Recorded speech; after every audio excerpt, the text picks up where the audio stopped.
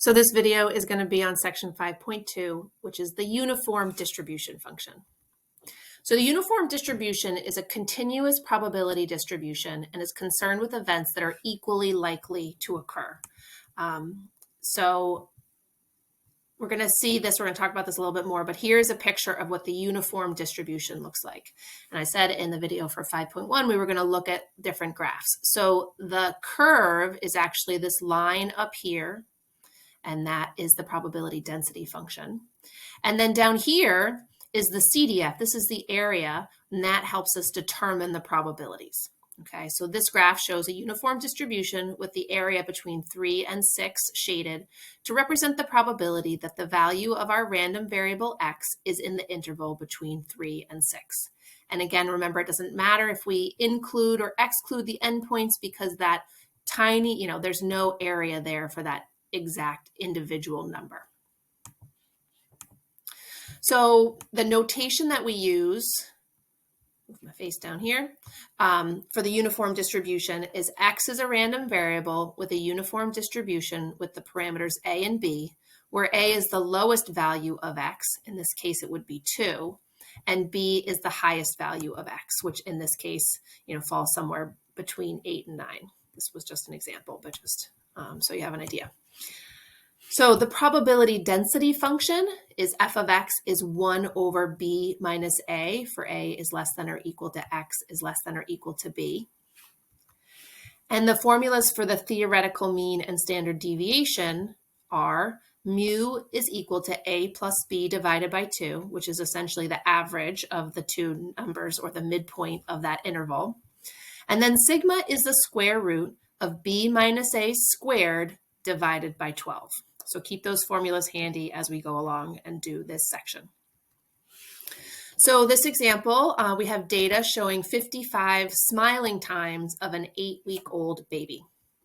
So we assume that the smiling times in seconds follow a uniform distribution between 0 and 23 seconds inclusive, and that any smiling time from 0 to and including 23 seconds is equally likely. So this baby smiled for 10.4 seconds, this baby smiled for 19.6 seconds, and any time between 0 and 23 inclusive is equally likely to occur. So we are going to define our random variable x as the length in seconds of an 8-week-old baby's smile. So then x is a random variable with a uniform distribution with the parameters 0 and 23. Our probability function is 1 over 23 minus 0. So in this case, it's 1 over 23. For 0 is less than x is less than 23. Our mean, our mu, 0 plus 23 over 2 is 11.5. And our sigma is the square root of 23 minus 0 squared divided by 12. And that's 6.6 seconds. So we just plug in those values into the formulas that we had on the previous slide here, and we get the values for our smiling times. So here's that information again. What is the probability that a randomly chosen 8-week-old baby smiles between 2 and 8? So to find our probabilities, here's a picture of what it looks like. So here is this line up here, right? The top of our rectangle is our function, and then the area underneath it represents all our probabilities. So this area between 2 and 18 is shaded because we want to know what that area is, because that will be our probability that this randomly chosen baby smiles between 2 and 18 seconds. So the probability that 2 is less than x is less than 18.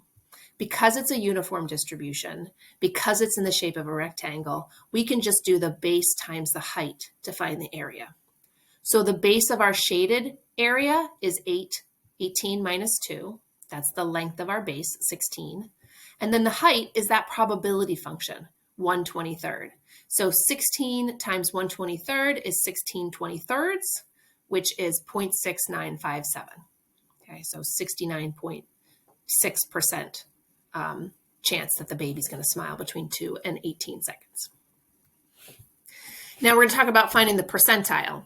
So what is the 90th percentile for an 8-week-old baby's smiling time? Now remember what percentile means. So that means that 90% of babies are going to smile up to and including this length of time. So this time we don't have the inside piece. What we have is the probability, okay? So when we do these percentile problems for this uniform distribution, we're gonna, so here's a picture. So 1/23 is the height of our rectangle. And the reason why that's the function is that this line represents all, it's the equation technically, y equals 1/23. And some value here, k, is going to be the length of time that 90% of babies fall within. Okay, their smiling times fall within. So what we know is that the probability of x is less than k equals 0.9, and that's our 90th percentile. So we know that the area of that rectangle is the base times the height, and we know that equals 0.9. So our base, because we don't know this value, is k minus 0. We know the height is 1/23, so we have k minus 0 equals 1/23. Sorry, k minus 0 times 1/23 equals 0.9. And then to find k, because this minus 0 part doesn't matter, we're going to multiply both sides of our equation by 23. That will cancel this fraction. And we'll have k equals 23 times 0.09 equals 20.7. So this value here is 20.7. 90% of babies smile up to and including 20.7 seconds. Another example, the total duration of baseball games in the major league in the 2011 season is uniformly distributed between 447 hours and 521 hours inclusive. So we're going to find A and B and describe what they represent. We're going to write the distribution. That's the thing with the tilde. We're going to find the mean and the standard deviation. We're trying to find the probability that the duration of games for a team in the 2011 season was between 480 and 500 hours. And we're going to find the 65th percentile for the duration of games for a team in the 2011 season. So A and B. So A is 447 here, and that's the shortest duration of any of the games, the team's games. B is 521, and that was the team that had the longest duration of games. The distribution, we're going to let X be the duration of games for a team in the 2011 season. And then X is a random variable with a uniform distribution with the parameters 447 and 521. Our mean, mu, is B plus A divided by 2. So 521 plus 447 divided by 2, and that equals 484. And our sigma value is the square root of B minus A squared divided by 12. So 521 minus 447 squared divided by 12, take the square root of that, gives us 21.36. So what is the probability that the duration of games for a team for the 2011 season is between 480 and 500 hours? So first you want to write the probability 480 is less than X is less than 500, because that helps you find your numbers, okay? This piece here is the height of our rectangle. So that goes back to B minus A, so 1 over B minus A. But this is the height of the rectangle. This is the base of the rectangle, and those numbers come from the probability we're looking for. So 500 minus 480. So our probability density function is 1 over 74 times the base of our rectangle, which is 20. And so we end up with 20 over 74, which is 10 over 37, or 0.2703. So we have a 27% chance that a team will have games that total duration of games between 480 and 500 hours. So this percentile question, we had one like that on the last example. To do percentile, right, the probability that X is less than some value K equals 65%, or 0.65. So here we know that our probability is equal to 1 over 74, because that's our f of X. That's our height of our rectangle.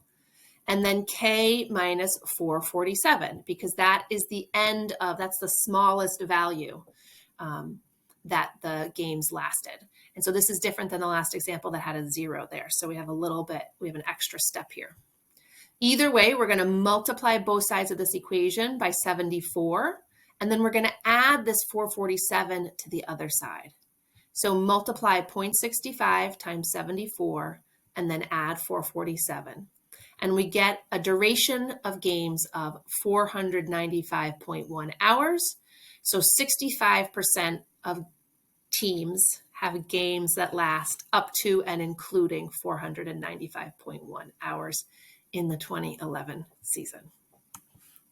So that is the end of the video for the uniform distribution.